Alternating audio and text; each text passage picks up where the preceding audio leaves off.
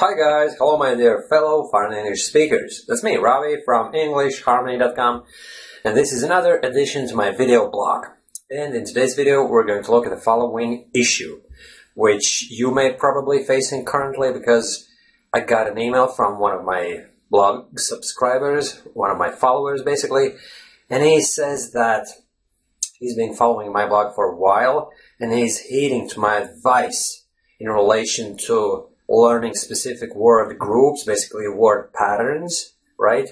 And his main concern is his writing, but the same goes with speaking as well. Basically, he's been learning word groups and combinations, the so-called collocations, but he still kind of feels that his writing kind of suffers. Well, not suffers, but it's not the same as that of a native English speaker, because no matter how many word combinations he learns, he still feels that there's an infinite number of them and that his writing still lags behind of that of a native English speaker.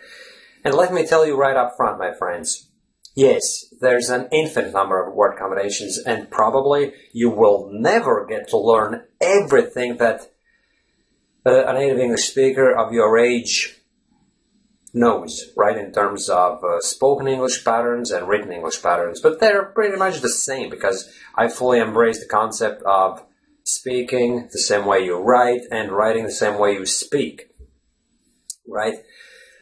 But yeah, here's the deal. You'll never probably be as good as a native English speaker, but that's the whole thing. That's what you have to embrace. You can't be perfect. You'll never be perfect. You have to forget about perfectionism.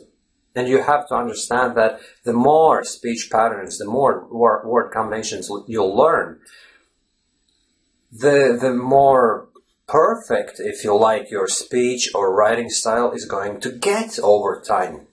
And even though you kind of see the small imperfections, say you write a piece, or you say something and then you kind of go back and analyze that, and you can kind of see the bits that aren't really those kind of expressions that native English speakers would use, right? But by and large, if you use plenty of them, the effect is that for an outside observer, for someone who's speaking with you or reading your piece of writing by quickly scanning it, that's the way normal people would read, right? It definitely conveys the message and looks like something written by a native English speaker, because those small imperfections, they tend to disappear. They kind of blend in within the larger text or speech, right?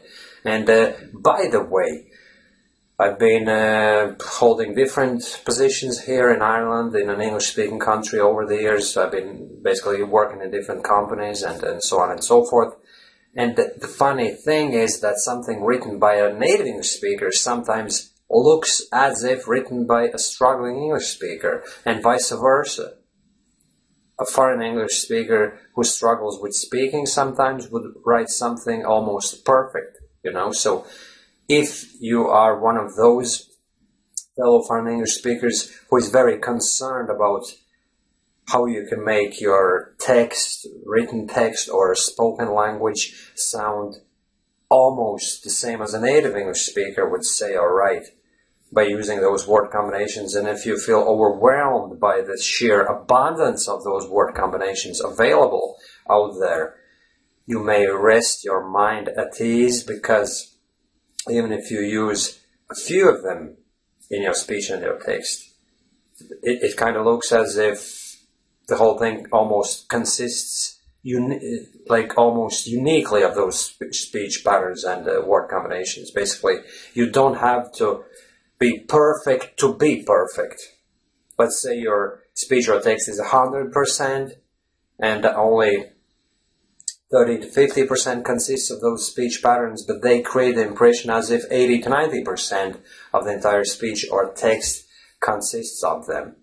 Believe me, that's the case. I've witnessed it many times in my life. Not many, but plenty, like hundreds and thousands of times. So it's a proven thing. You needn't be too worried about it. You can just focus upon acquiring more of those word combinations, and stop beating yourself over the fact that your speech or your written piece still contains some imperfections.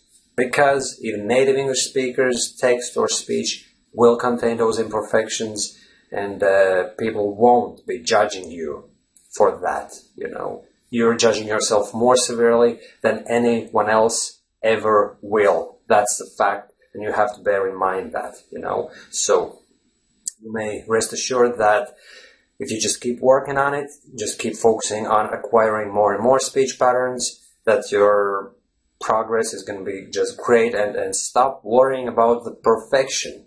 Basically, it all boils down to getting rid of the perfectionist within yourself, right?